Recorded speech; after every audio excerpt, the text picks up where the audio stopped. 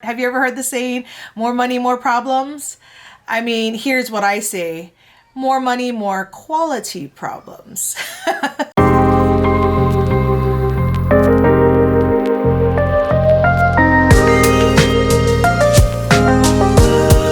Alrighty fam, welcome back to the channel. Excited to have you folks here. And I kind of want to build on what we've been talking about lately, which was building your business, right? Getting your place to where your business is building wealth. And now we're landing into a section where maybe we are wealthier. We have built some wealth for ourselves. But now with this new wealth comes new problems. Have you ever heard the saying, more money, more problems? I mean, here's what I say. More money, more quality problems. Okay, that's the thing, and we're going to talk about it. So let's jump in. I remember a time when I felt like all the rich people didn't have problems, and so I really was able to separate them from myself and kind of made it like such a far reach as something that was really hard and unattainable for me.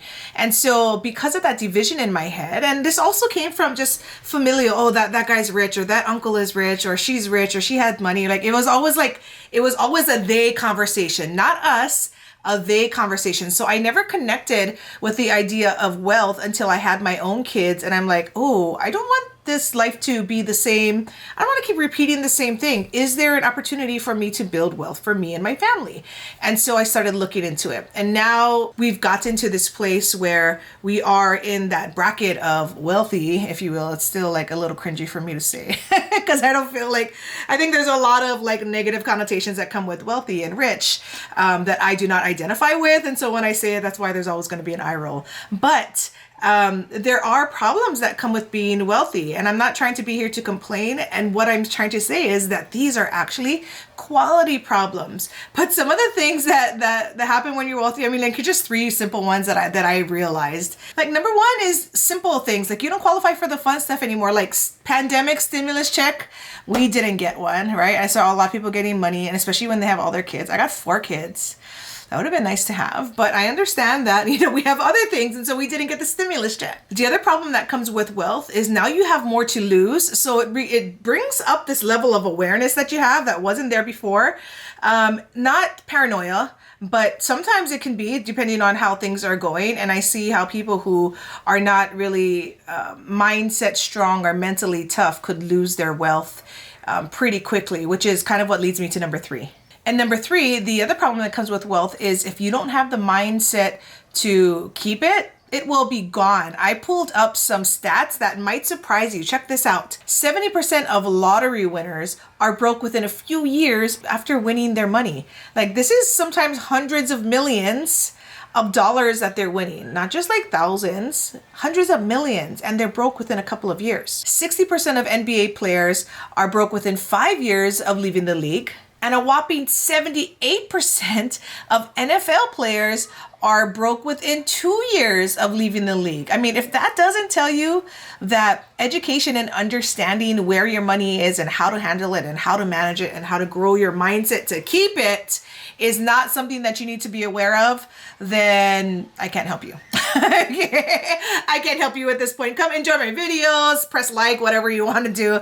That's fine. But I can't help you at that point because it really does come down to that. It is the mindset. Of course, you could learn different things to handle your personal finances, right? And to manage them well and to build your wealth and get people to help you.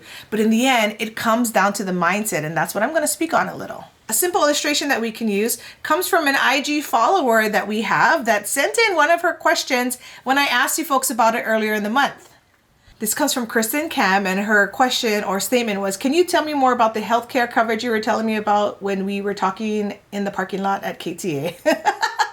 Okay, this is funny. Okay, so Kristen is a girl I know personally, right? And she saw me ask the questions about what we want to talk about. Her and I recently had a conversation when we saw each other at the store because we don't get to see people, right? Because I hardly recognize anybody with their mask on anymore. But we had a nice conversation, but I was telling her about healthcare coverage in that conversation. And that's the example that I'm going to use today when I'm talking about wealth mindset. All right, let me explain that to you. Okay, when talking to someone who's either ready to retire or they kind of have a little bit of wealth and they don't have to work at their job anymore, have you ever heard them say something along the lines of, well, I'm just going to keep the job because, that way I can get the medical?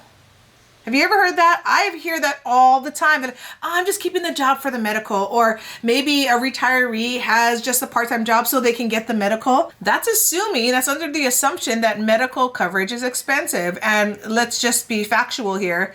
It is expensive, right? It's very expensive. Like, we're one of the few countries that don't cover that as a basic human right. It's kind of crazy. I had two daughters who were living in Paris, France for 5 years. And that was never an issue, right? Anything you needed, from just anything, always covered, surgery, just anything. It's kind of not a question. Of course, France is one of the places that have the best medical coverage in the world for their citizens, but that's another video, right?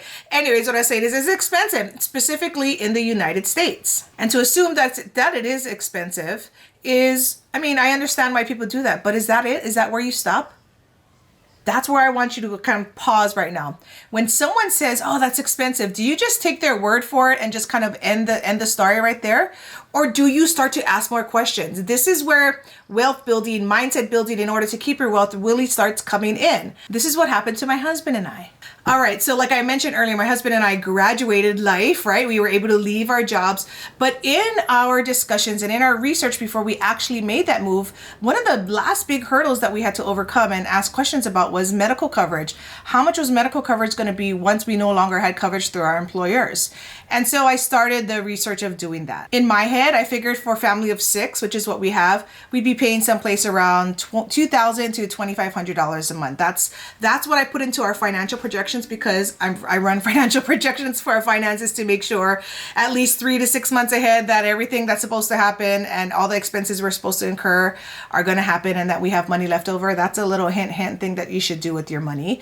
Okay, so I dropped it into the projections, and it definitely tightened things up, but it also made me ask more questions. And so what I started doing was I started asking questions to friends with businesses. I started reaching out to the insurance companies, and some of them don't even sell individual insurance to direct people. Like, you have to be under a group with a company of some sort, right? They have all these little caveats that they have to do in order for you to even buy from them. Then I talked to a whole bunch of people who were like in a networking group of mine. I just looked all over the place. And the last stop that I made was our trusty friend, Google. I love Google. Not enough people use Google. Too many people call me with questions that they could get answered on Google. Hint, hint, if you know who you are, start using Google. Okay.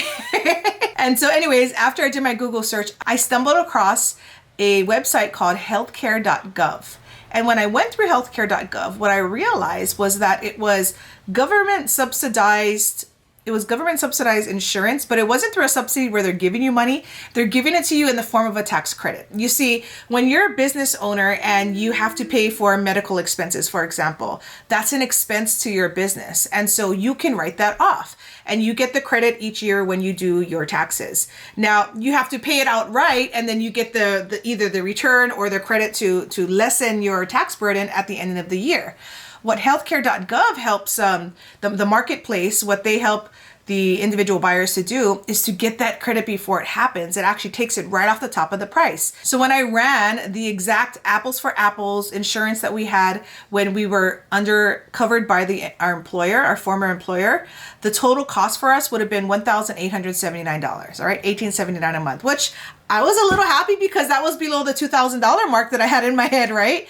But then what it did was it gave me the credit on what I would qualify for and lessen my burden. It dropped my monthly premium down to $565, guys. That's a savings of $1,314. So now, not only is medical coverage a possibility for us, we get the tax savings and it's at a reasonable price. That's like win, win, win. Love. I love that. The point I'm making with that story is when you're building your wealth, whether you have it and you're trying to keep it or you're on your way to try and build it, when something that you really want to do seems like an impossibility, here's a couple things to do. Number 1, don't take no for an answer. Number 2, ask a ton of questions. Number 3, then make sure you ask those questions in different ways to the person that you're talking to, because sometimes people get lost in translation. You say one thing, they think you mean something else, then they give you the answer to the wrong thing. Ask it a few ways around to make sure that you guys are on the same page of understanding, to make sure you're getting the correct answer. Number 4, use your listening ears. Remember listening ears? We learned that in elementary. It's like shut up and listen. That's basically what our teachers were telling us.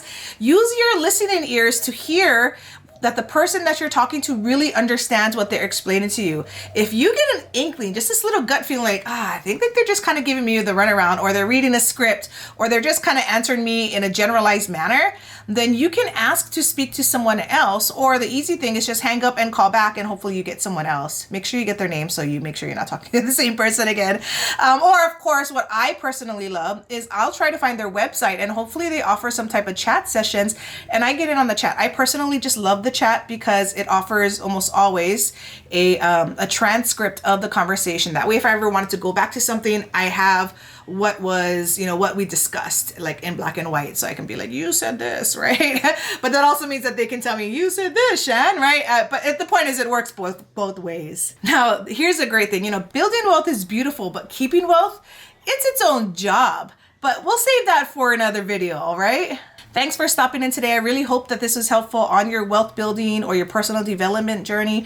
All these little things, they add up to a lot, right? So if it did help you, go ahead and tap that like button and subscribe if you're feeling my vibe. Oh my God, I feel like that needs to be a hashtag. Is that a hashtag already? Subscribe if you're feeling my vibe.